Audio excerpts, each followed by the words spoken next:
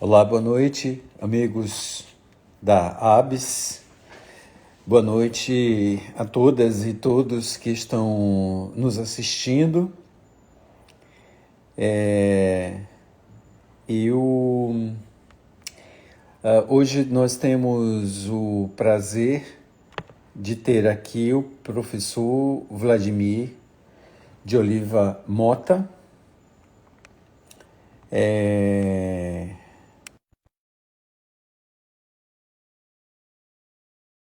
E entrar enquanto o Instagram notifica que nós estamos começando a live.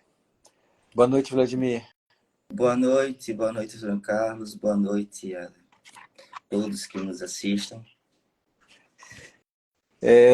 Bom, é uma satisfação te receber hoje aqui e com esse tema tão instigante, tão importante quanto necessário em tempos sombrios ainda.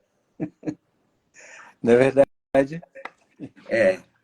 Tá difícil, mas tenho esperança de melhorar um pouquinho, aos poucos. Bom, então, eu inicialmente, né, dadas as boas-vindas, eu gosto de explicar para os nossos, para aqueles que nos acompanham ou aqueles que estão começando a nos acompanhar nessa noite, que a ABS é a Associação Brasileira de Estudos do Século XVIII. Ela existe há 9 anos. Ela o propósito dessa associação é de aglutinar, de reunir pesquisadoras e pesquisadores que trabalham, que lidam com o século XVIII. Entendendo este século não ao pé da letra, né, em tempos históricos, mas enquanto uma ideia, enquanto um projeto de modernidade. Então, pesquisadoras e pesquisadores que lidam desde o século XVII, que são as luzes britânicas, por exemplo, até o século XIX, os ecos desse movimento que é entendido ora como iluminismo, ora como ilustração, ora como enlightenment, né? Esse movimento que nós traduzimos como luzes, né? Então, ele não se concentra exatamente no século XVIII histórico. Então, você que estuda, né, que está nos assistindo e que trabalha dentro desse período, algum tema, né, algum aspecto, algum traço, seja na área da filosofia, da história, da literatura, né, da arquitetura, né, e que deseje se associar a nós, as inscrições estão abertas. Nós estamos recebendo os novos associados e renovando os associados que já temos, como o professor Vladimir. Até domingo, dia 15 de outubro, a gente está recebendo as novas inscrições, né? E em que consiste essas inscrições? Simplesmente uma taxa anual. Se você for mestrando, se você for doutorando, de apenas R$ 75, imagine que isso é o ano, e se você for doutor, R$ 200. Quem pagar até domingo tem um desconto de, se for doutor, professor, de R$ 150. Então, nós temos várias atividades, em vários projetos em andamento. Por que se associar? Nós temos várias vantagens, né?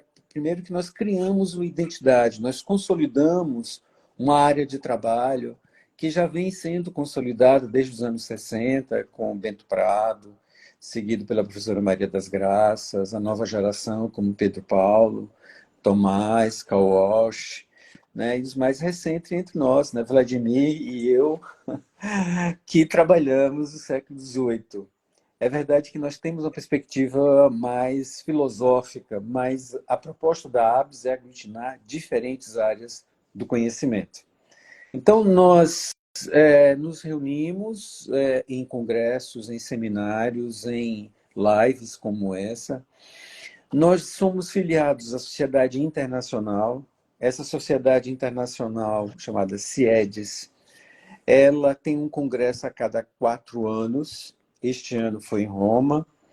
E ela promove várias atividades para justamente aglutinar os pesquisadores filiados de uma maneira internacional.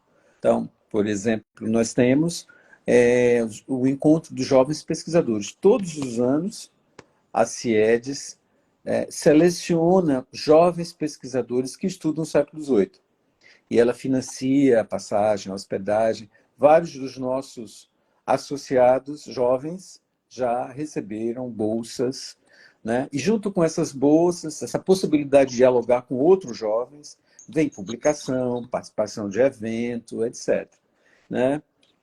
Então, nós temos uma série de atividades. No que diz respeito a gente, nossa Associação Brasileira, a ABS, nós estamos com um edital de publicação das conferências, das comunicações que foram apresentadas no colóquio do ano passado, no congresso do ano passado.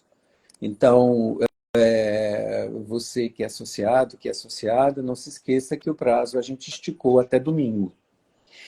E nós vamos publicar os textos, né, adequados em revistas quales A, ou seja, nos estratos superiores. E nós, por enquanto, nós não podemos dizer qual a revista, porque a gente está esperando receber todos os textos, fazer a seleção dos textos, para entender qual é o perfil desses textos. Se tem um perfil mais na literatura, se tem um perfil mais historiográfico, se tem um perfil mais filosófico. E, em função desse perfil, é que a gente vai encaminhar a publicação do dossiê sobre as luzes. Então, eu espero que vocês possam participar, enviar os seus textos e se filiar a nós, porque isso só nos fortalece enquanto associação, enquanto conhecimento,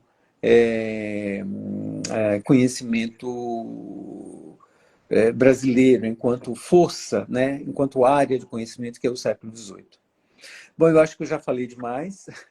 Eu vou apresentar nosso convidado. Então, Vladimir de Oliva Mota, ele tem mestrado e doutorado em filosofia na USP, né, sob orientação da professora Maria das Graças, e ele fez um estágio de sanduíche em Paris 1, na Sorbonne, e defendeu sua tese em 2012. E é professor do Departamento de Artes Visuais da Universidade Federal de Sergipe, e também pertence ao programa que eu pertenço, que é o programa de pós-graduação em filosofia da UFES. Vladimir cada vez mais tem se especializado na área de estética. E, sobretudo, a estética. Então, como ele tem o pé, ele fez o mestrado e o doutorado em Voltaire, mais recentemente, suas pesquisas têm se encaminhado para os ecos de Voltaire no mundo contemporâneo, particularmente no filósofo Jacques Rancière, né? Sempre sob o olhar da estética. Então, é nesse sentido que eu agradeço, Vladimir, mais uma vez, a presença, né, a ter aceito esse nosso convite. E a palavra, então, é com você, né, sobre esse tema de Diderot Solonier. É com você. Tá bom. Muito obrigado, Antônio Carlos.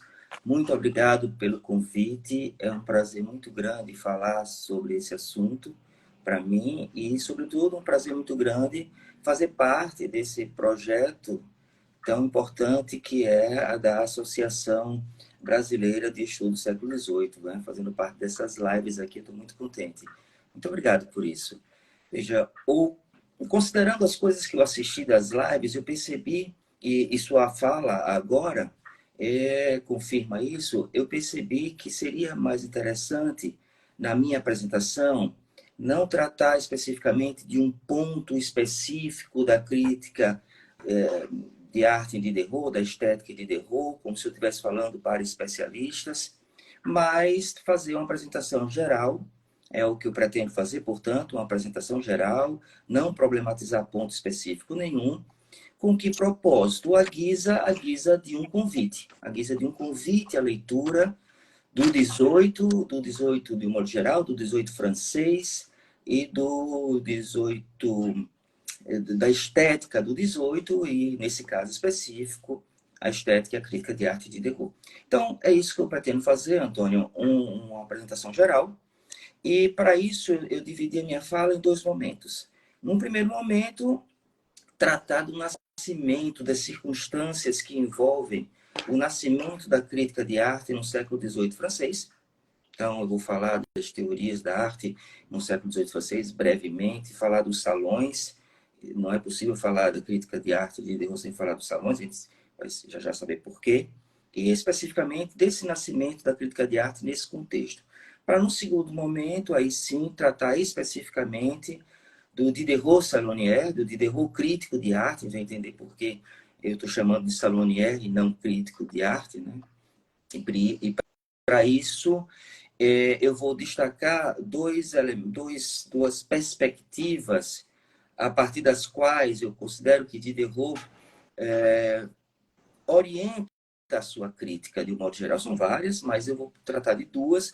Uma noção de verdade e uma noção de virtude. Eu não vou tratar dessas noções, mas vou pressupô-las e dizer que Diderot se utiliza dessas noções, que são próprias da sua filosofia, para elaborar a sua crítica, o seu julgamento das obras, que foi uma incumbência que lhe foi dada.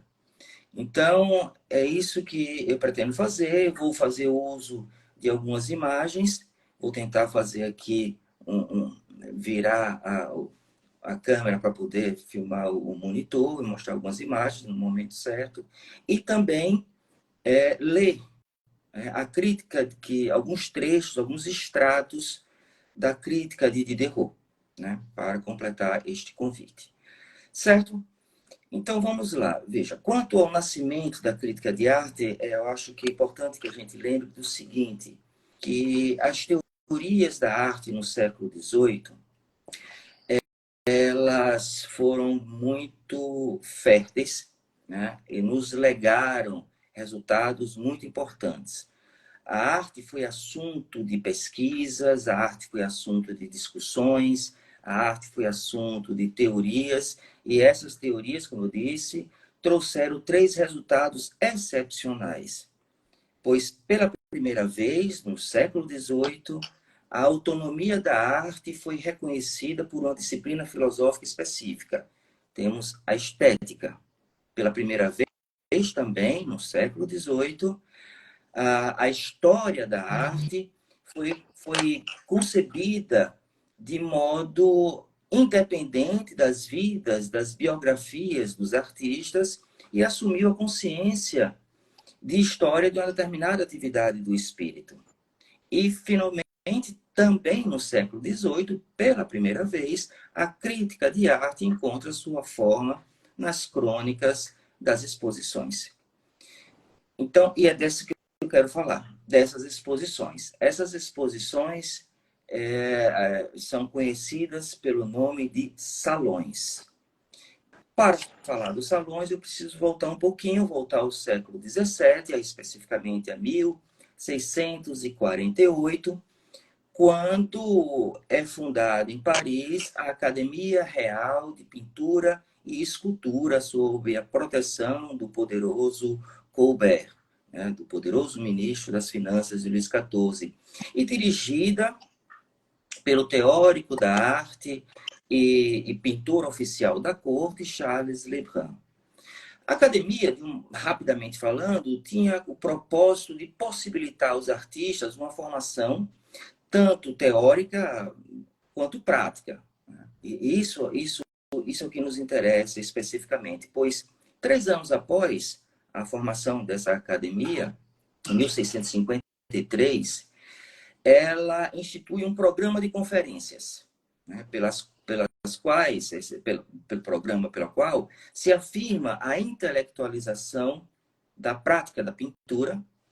E essas conferências são discursos feitos por acadêmicos, né, sobre a exposição da obra de um mestre e são seguidas de discussões, né? Até então, essas conferências e exposições são privadas. São comentários pronunciados em um círculo fechado, feito por pintores para pintores. E aqui eu preciso dar um salto, agora bem grande, para 1725. Né? A partir deste ano, essas exposições da academia, elas passam a exigir um espaço maior, elas saem do Palais Royal e passam a ser, essas exposições passam a ser feitas no Museu do Louvre, em um setor específico, em uma sala específica chamada Salão Quadrado. E é daí que surge o nome da exposição, os salões, por conta do seu local, né? Do salão, da sala do Louvre, chamado Salão Quadrado. Eu vou aqui expor uma imagem para ilustrar isso. Deixa eu tentar aqui. Dá para ver aí, Antônio? Sim, sim. Deixa eu ajustar aqui, 3 minutinhos. Agora vai. Acho que assim fica um pouco melhor, não? Sim, melhorou. Então, essa imagem aí é uma imagem do pintor Gabriel de Saint-Aubin e se intitula O Salão do Louvre, em 1753. Então, como eu disse, esse salão, essa exposição passa ao Museu do Louvre. Os salões efetivam-se em sua periodicidade bienal. As exposições são gratuitas e atraem um público crescente.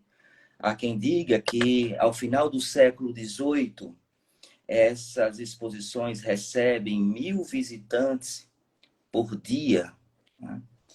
As obras eram expostas para serem admiradas e, evidentemente, vendidas também. O acesso às obras não era para todo mundo, temos esse problema, pois, muito embora gratuito, deslocar-se para Paris era praticamente impossível para muitas das pessoas que amavam as belas artes, as pessoas que habitavam em províncias, as pessoas que, enfim, que habitavam no estrangeiro. E é precisamente a essas pessoas que é destinada a crítica de arte e o seu nascimento, né?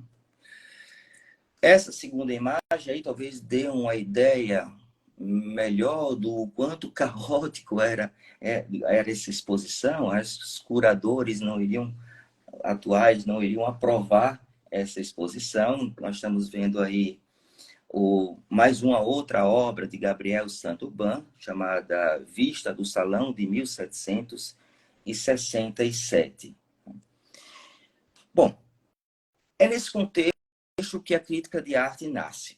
Como exatamente? Em 1746, a crítica de arte, tal qual a gente entende mais ou menos ela hoje, como feita por especialistas que não são necessariamente artistas, mas que podem ser artistas também, e tem a sua destinação público de amadores da arte, né? Então, essa crítica de arte nasce com um relato dos salões. Esse relato é feito pela primeira vez por um crítico chamado Etienne Lafon de Saint-Étienne. Portanto, não foi por Diderot. Muita gente atribui a Diderot a criação da crítica de arte, mas não é exatamente assim. Lafon de Saint-Étienne publica em 1746, uma obra chamada Exame das principais obras expostas no Louvre no mês de agosto de 1746. Esse título imenso e horrível é, de fato, com essa obra, nós temos aí em Lafon de Saint-Étienne o verdadeiro criador de um novo gênero literário, a crítica de arte. Bom, então esse é o contexto, essa é a situação. Tem-se uma exposição na França, no Louvre, em Paris, e as pessoas começam a comentar, a escrever sobre essas obras expostas, né? Nasce a crítica de arte neste contexto. E onde Diderot entra na história. Nós temos aí uma terceira imagem que mostra Green, o Barão Green e Diderot sentado. Uma imagem de Carmontel, o pintor, essa imagem de 1761. Então, eu preciso falar desse cidadão, rapidamente, do Barão Green, que publicava um periódico intitulado Correspondência Literária, cujos os leitores eram das cortes europeias. Green decide publicar relatos dos salões, e aí, esses relatos de que se tratava? Tratava-se de dar a conhecer a pintura francesa à nobreza estrangeira e a todos os amadores da arte dispersos na Europa. Tratava-se de descrever, mas também de comentar e explicar. Enfim, tratava-se, portanto, de avaliar as obras representadas, né? Em 1759, finalmente, nós chegamos a ele nessa terceira imagem, que é um bronze com o título Denis Diderot, né, de 1776. Essa obra é feita pelo artista Jean-Baptiste Pigalle. Já mostra um Diderot um tanto mais envelhecido das obras que nós costumamos a ver o filósofo. Então, em 1759, a convite de seu amigo Green, Diderot foi incumbido de fazer uma síntese das obras expostas nesses salões. Nasceu, então, o Diderot Salonier. Não tínhamos a expressão crítico de arte, não. Essa associação a Salonier com aqueles que escreviam sobre os salões. O conjunto dos textos de Diderot recebeu o mesmo nome da exposição, Salões. Então, há uma obra, entre as obras completas de Diderot, há um compêndio chamado Salões, onde estão lá as centenas de comentários de Diderot, de crítica de Diderot, de crítica de arte de Diderot. Pois Diderot, ele analisou, a convite de seu amigo, obras no Louvre entre 1759, como eu acabei de dizer, e 1781. Bom, esse é o contexto geral. Eu agora vou tratar, eu não sei meu tempo, Antônio, acho que eu tenho um pouco mais, né?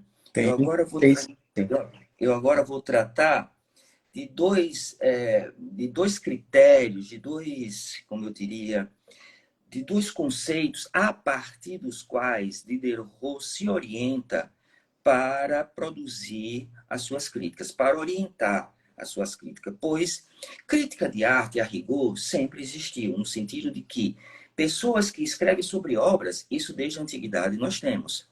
O que ocorre aí, neste momento, é que, associada a essa descrição das obras, portanto, a crítica de arte distingue-se da estética, que trata de questões gerais, a crítica é particular, trata-se de uma obra específica, no muito uma escola, um movimento. Diderot associa a essa crítica uma fundamentação filosófica que lhe é própria.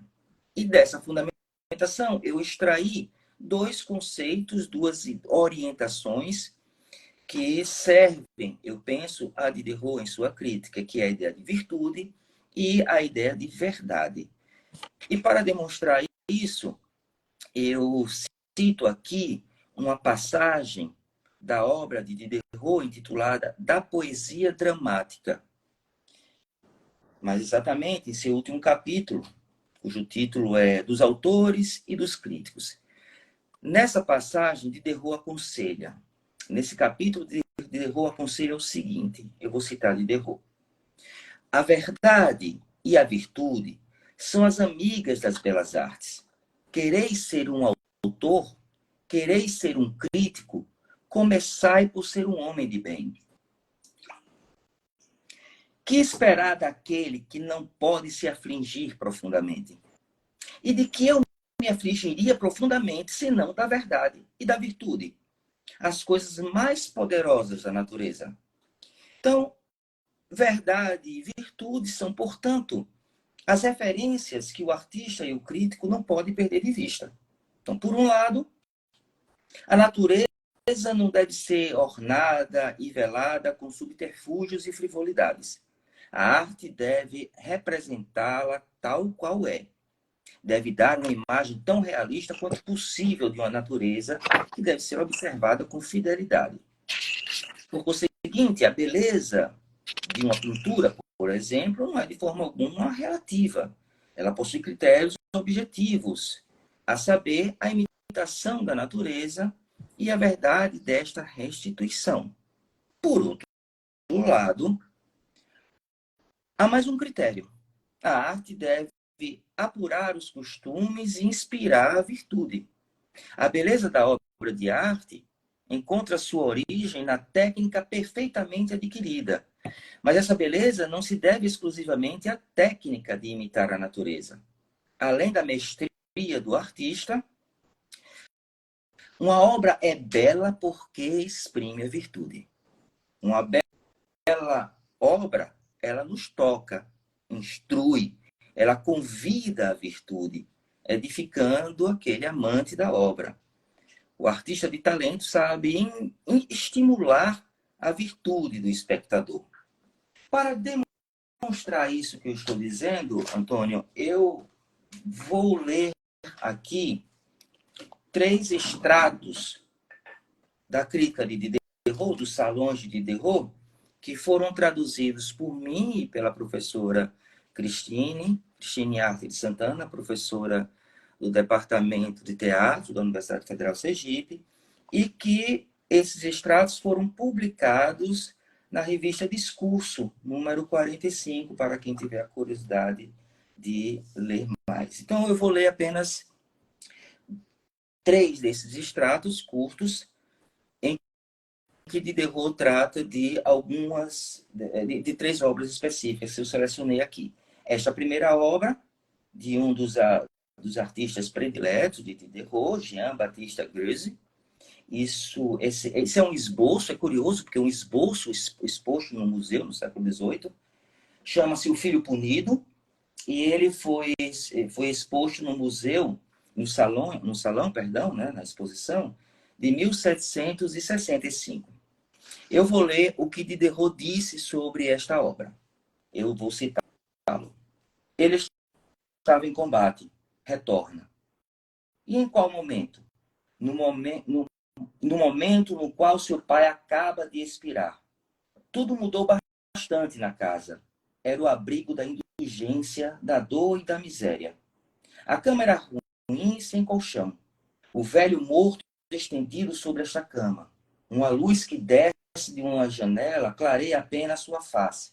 Tudo mais está na sombra.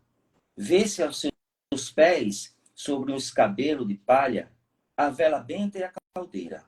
A filha primogênita, sentada no velho banco do confessionário de couro, tem o corpo virado para trás numa atitude de desespero.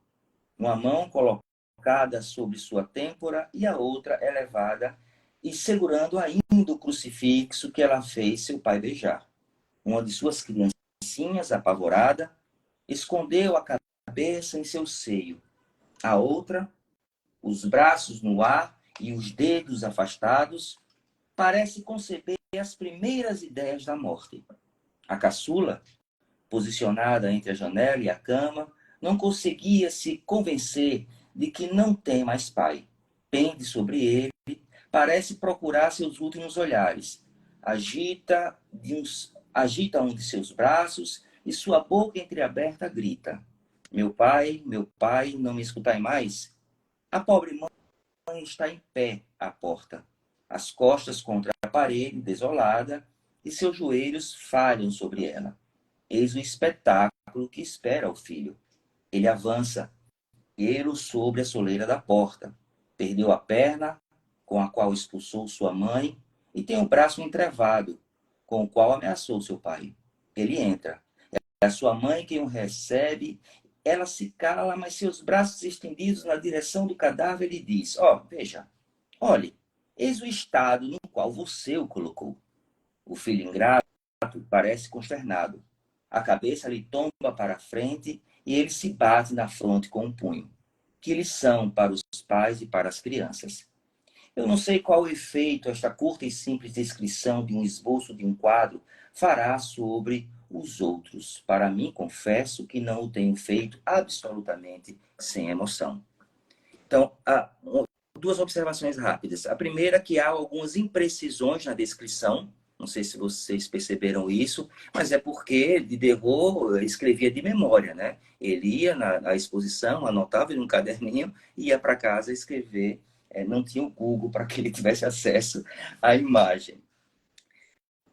Vou passar para a imagem seguinte. Essa imagem aí é do pintor, ao meu ver, o pintor predileto de Diderot. Chama-se Jean-Baptiste Simeon Chardin. Essa obra, intitulada Os Atributos da Arte e as Recompensas que lhe são concedidas, foi exposta no Salão de 1769. Na primeira obra, nesta de cá, eu tentei destacar esse aspecto da virtude. Acho que ficou claro, né? Esse aspecto da virtude. Quanto Diderot transfere, encaminha para o seu leitor uma crônica, quase um conto, né? Uma forma literária belíssima e tocante, a descrição da obra. Tendo, como eu disse, tendo como fundamento uma ideia de virtude. Aqui eu escolhi essa obra para mostrar um outro aspecto, o aspecto da verdade. Então, eu vou ler aqui brevemente o que Diderot diz sobre essa obra. Tá? Eu vou citar. Todos veem a natureza, mas Chardin a vê melhor e se extenua a produzi-la como ele a vê. Sua peça dos atributos das artes é uma prova disso. Como a perspectiva é nela observada, como os objetos refletem nela uns sobre os outros, como os volumes são aí precisos. Não se sabe onde está o que seduz, porque está em toda parte. Procuram-se sombras e luzes, e é bem necessário que elas estejam aí. Mas elas não estão evidentes em nenhuma parte. Os objetos se separam sem ordem. Olhando seus atributos das artes, o olho restituído permanece satisfeito e tranquilo. Quando se olha muito tempo essa peça, as outras parecem frias, repartidas, planas, cruas e em desacordo. Chardin está entre a natureza e a arte. Relega às outras imitações o terceiro nível. Não há nada na peça que faça sentir a paleta. É uma harmonia além da qual não se sonha desejar. Ela serpenteia imperceptivelmente na composição. Tudo sob cada parte da extensão da tela. É, como os teólogos dizem do espírito, sensível em tudo e secreto em cada ponto. Mas como é necessário ser justo, isto é, sincero consigo mesmo, o Mercúrio, símbolo da escultura, pareceu-me aí um desenho um pouco medíocre, né? Claro demais e dominante demais sobre o restante. Ele não faz toda a ilusão possível. Não era preciso tomar por modelo um gesso novo. Um gesso mais envelhecido teria uma luz mais suave e mais autêntica pelos acidentes. Chardin é um velho mágico ao qual a idade ainda não tirou sua varinha. Então, aqui ele demonstra essa preocupação com a mimesis, né? Com a imitação da natureza, com a precisão da imitação da natureza, que é aquilo que eu havia chamado de verdade. E, por fim, o comentário de Diderot, a obra mais, talvez, a imagem mais conhecida dele, né? Que é o seu retrato, seu próprio retrato, Denis Diderot, portanto, o título do pintor, seu amigo, chamado Michel Van Loo. Essa obra ela foi exposta no Salão de 1767. E eu vou ler, esse é um dos textos mais agradáveis para mim, eu vou ler o que Diderot fala desta obra. Ele diz o seguinte, eu cito: Eu amo Michel, mas amo ainda mais a verdade. Assai semelhante. Ele fala dele mesmo na terceira pessoa nesse momento. Assai semelhante. Ele pode dizer àqueles que não o conhecem: é que ele nunca me viu sem peruca. Muito vivo. É sua doçura com sua vivacidade. Porém, jovem demais, cabeça pequena demais, delicado, olhar insinuante, sorridente, afetado, fazendo beicinho, querendo seduzir. Além disso, um luxo de vestimenta a arruinar o pobre literato se o recebedor de captação vem a impor sobre o seu hobby. Vem a impor imposto sobre o seu hobby, né? O tinteiro, os cadernos, os acessórios estão bons, tanto quanto é possível, quando se quis a cor brilhante e se quer ser harmonioso. Cintilante de perto, harmonioso de longe, sobretudo a pele. De resto, belas mãos, bem modeladas, exceto a esquerda, que não foi desenhada. Ele é visto de frente, tem a cabeça nua. Seu topete cinza, com sua afetação, lhe dá um ar de coquete, que se faz ainda amável. A posição de secretário de Estado e não de um filósofo. A falsidade do primeiro momento influi sobre todo o resto. O filósofo sensível tomara um caráter completamente diferente e o retrato ressentia disso. Ou, melhor ainda, seria preciso deixar sozinho e abandonado aos seus devaneios. Então, sua boca estaria entreaberta, seus olhares distraídos seriam levados para longe, o trabalho de sua cabeça, intensamente ocupada, seria pintada sobre sua face e Michel teria feito uma bela coisa. Meu delicado filósofo, vós me sereis para sempre uma testemunha preciosa da amizade de um artista, um excelente artista, mas excelente homem. Mas o que dirão meus netos quando vierem a comprar minhas tristes obras com este risonho delicado velho coquete? Meus filhos, eu vos previno que este não sou eu. E aí eu acho interessante esse final em que ele tenta justificar o motivo do erro de Michel Van Loo, né? Eu cito, eu tinha, num só dia, 100 fisionomias diversas, segundo a coisa pela qual eu era afetado. Eu era sereno, triste, sonhador, tenro, violento, passional, entusiasta. Mas eu nunca fui tal qual vós me vedes aí. Eu tenho uma máscara que engana o artista, seja porque nela há coisas demais juntas, ou porque as impressões da minha alma, se sucedendo rapidamente e se pintando todas sobre o meu rosto, o olho do pintor, não me encontrando o mesmo de instante a outro, sua tarefa se torna muito mais difícil do que ele supunha. Como se faz para que o artista não leve em conta os traços grosseiros de uma fisionomia que ele tem sobre os seus olhos e faça passar sobre sua tela ou sobre sua argila os sentimentos secretos, as impressões escondidas no fundo de uma alma que ele ignora. Então ele tenta justificar aí, os erros de Michel Van Loo, né, pois ele foi mais amigo de Diderot do que bom pintor, nesse caso específico, e criou uma imagem que não corresponde à de Diderot. Deixa eu voltar aqui. Deixa eu ajustar aqui rapidinho.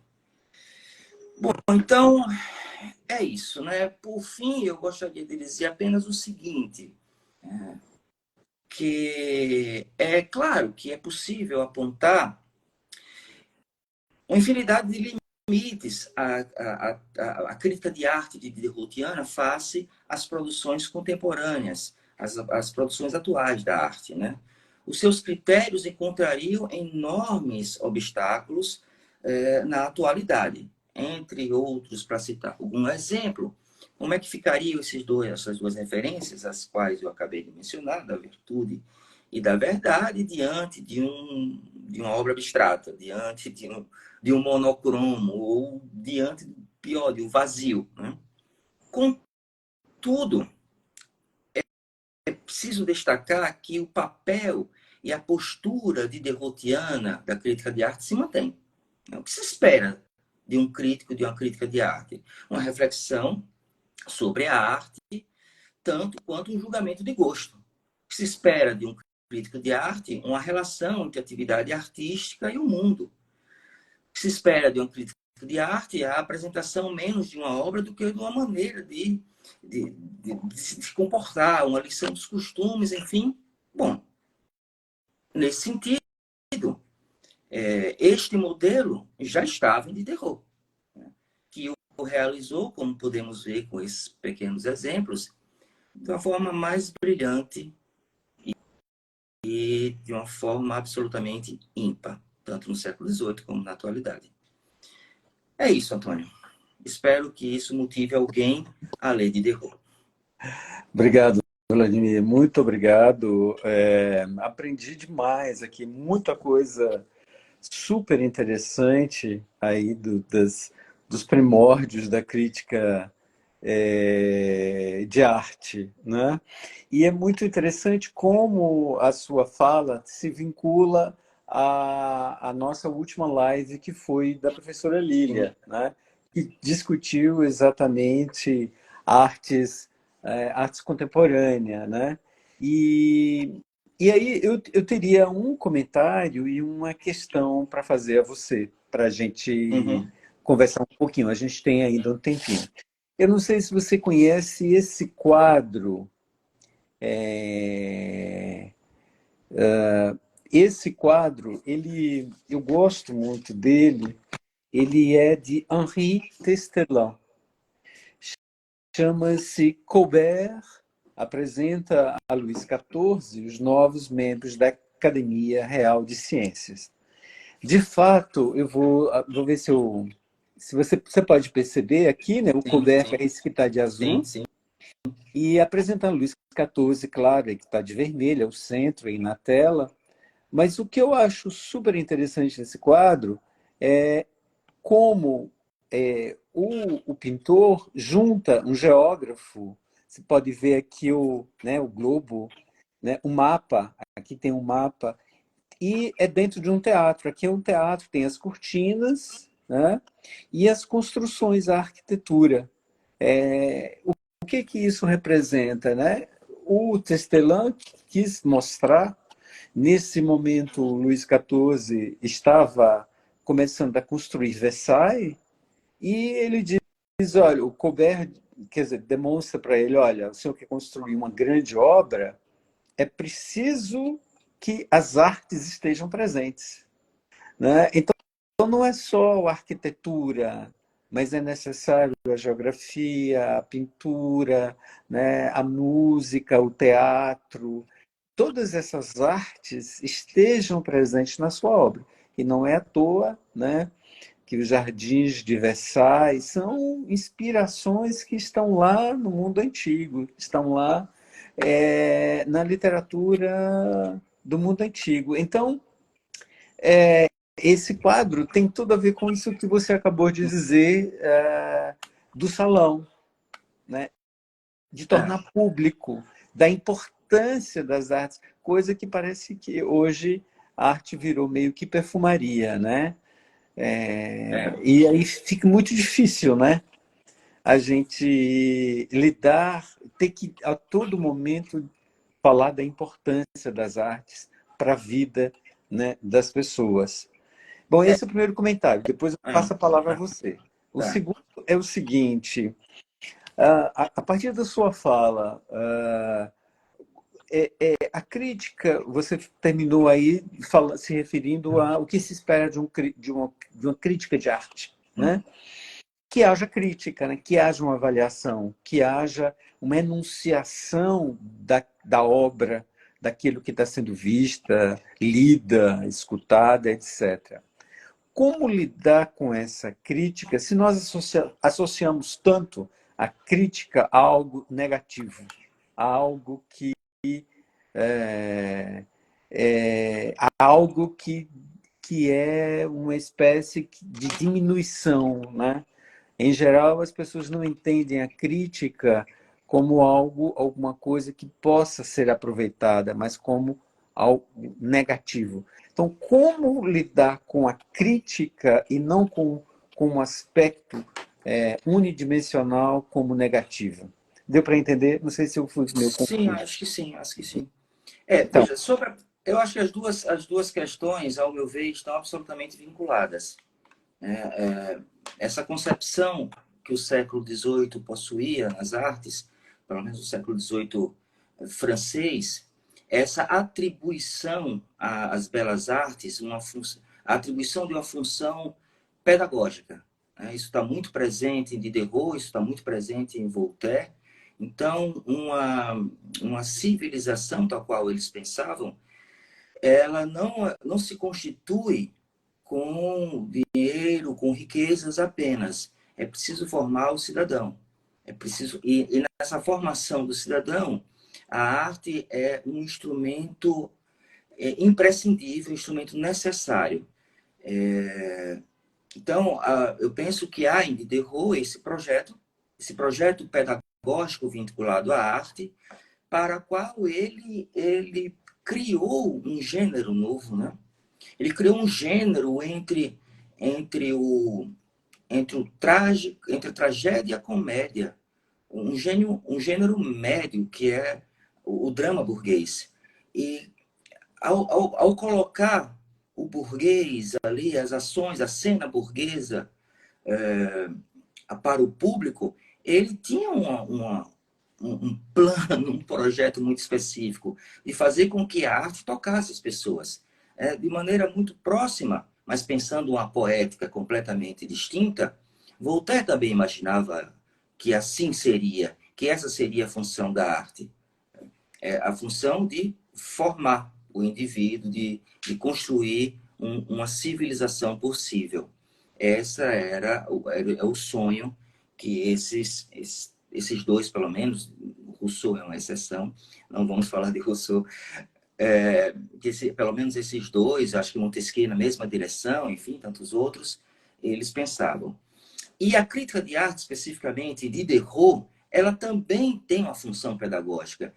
Não sei se deu para perceber com a minha leitura que a forma como Diderot ele não só descreve, ele não só estabelece fundamentos a partir dos, ele não só recorre a fundamentos a partir dos quais ele avalia a obra.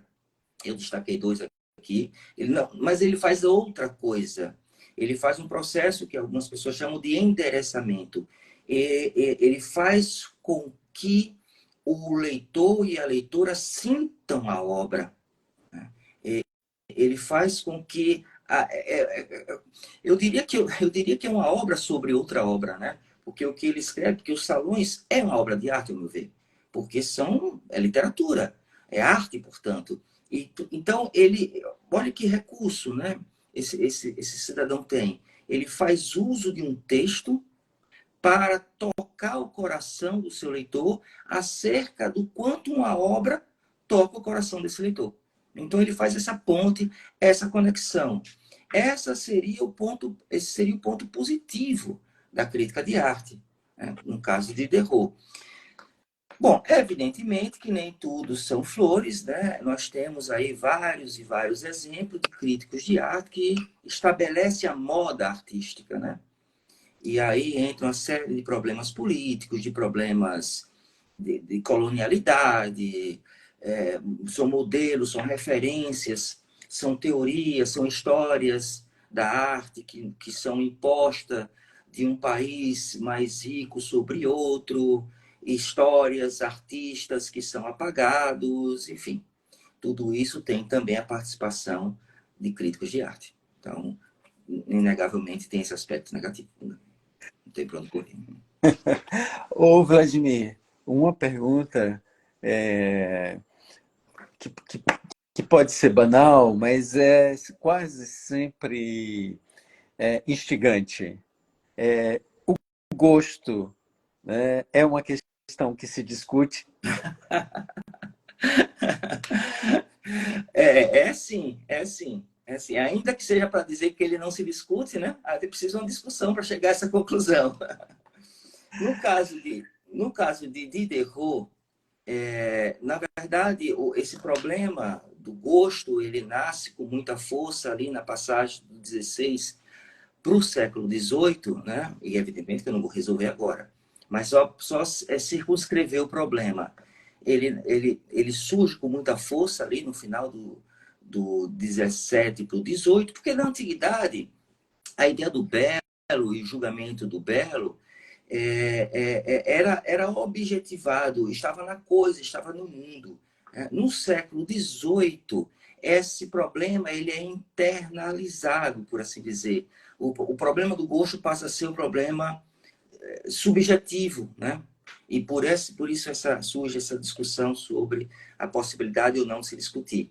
Porém, o debate ali do 18 mostram várias alternativas a se pensar o problema do gosto. É algo bem complicado, mereceria uma live, mas a gente pode pensar rapidamente em, por exemplo, no século XVII, no final do século XVII, em Boileau, onde ele tenta pensar uma obra um tanto mais racionalizada, e esses elementos racionais eles serviriam à orientação do gosto.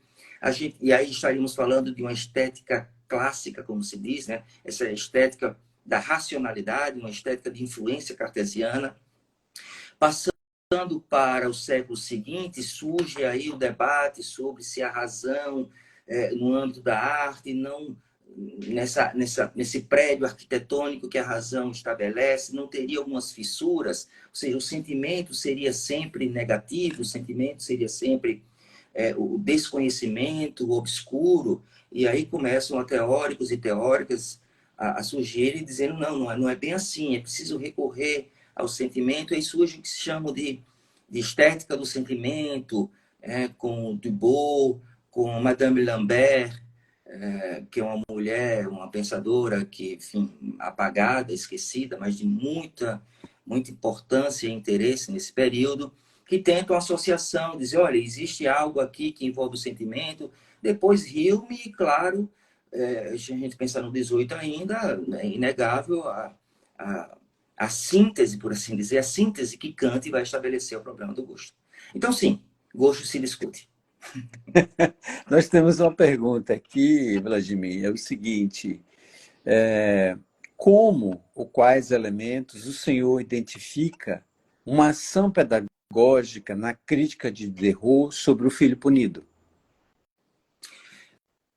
Porque o que é que Diderot tenta fazer torcar? Ele mesmo diz, olha, que lição, ele conclui o texto dizendo que lição para os pais, que lição para os filhos, ou seja, o que é que está em questão ali? O que está sendo criticado? O filho que foi um mau filho, portanto, um filho que negou o pai, que negou a mãe, que foi para a guerra e quando volta encontra por conta de ter maltratado o pai, o deixou doente e consequentemente morto. Então, há uma moral da história aí, né? Há uma moral da história por detrás do texto e por detrás do esboço da obra de arte, segundo o próprio Diderot. Que moral é essa? A da relação familiar, a da relação entre pai e filho, que não pode, não deve ser, sob pena de ter esse efeito, de ser uma relação conflituosa. Então, me parece muito claro a lição que Diderot deixa em O Filho Punido. Muito bom, muito legal, muito bom. Eu estou entendendo um pouco melhor agora essa conexão que você faz, né, com a crítica, né, a crítica de arte, que não é uma crítica sem um fundamento. Existe aí esses dois conceitos que você chamou a atenção, né, da virtude e da verdade, eles são essenciais, né, na análise. Quer dizer, você não pode fazer uma crítica sem levar em consideração a virtude e a verdade, Exato. né? Não é Então, possível uma crítica sem os fundamentos, né? tem os fundamentos, exatamente. Seria mera opinião, né? Exato, exato. Tão comum, tão em voga hoje, né? Vladimir, para que a gente ainda tem 5 minutos, eu queria que você nos explicasse, sobretudo, instigasse, assim, sobretudo, nos explicasse para que a gente possa melhor entender e inspirar outros jovens estudantes. Você é daqui de Sergipe, você é um dos primeiros nossos alunos do Departamento de Filosofia, né? Quando eu te conheci, você era ainda estudante de filosofia. Hoje você fez mestrado, doutorado na USP, já fez sanduíche fora do Brasil. Espero que logo, brevemente, você possa fazer um estágio pós-doutoral, de preferência no exterior. Então, você tem uma trajetória e, em poucos anos, né, em pouco mais de 10 anos, você... Mas, um pouquinho um pouquinho mais, mais. você já conquistou um bocado de coisa, assim, né? E você tem produzido, lido e produzido sobre Rancière, né? Então, que conexão você faria entre a sua base, da sua formação, que é Voltaire, e Jacques Rancière, que é um autor contemporâneo vivo, né? Qual essa conexão filosófica que você estabeleceria?